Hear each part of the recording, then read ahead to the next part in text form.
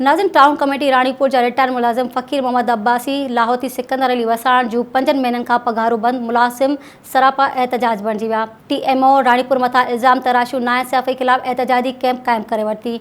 शहर जा सियासी समाजी अॻवान मुलाज़िमनि सां इज़हार यकजहती तौरु कैंप ते पहुता। उन मौक़े ते पाकिस्तान तहरीक इंसाफ़ जे काउंसलर फयाज़ अब्बासी चयो त रिटायर मुलाज़िम फ़कीर मोहम्मद अब्बासी ऐं सिकंदर वसाण 5 महीननि खां पंहिंजो हक़ घुरी रहिया आहिनि, पर खेनि इंसाफ़ न मिलियो आहे, जंहिं करे मजबूर थी एहतजाजी कैंप क़ाइमु करे वेठा आहिनि।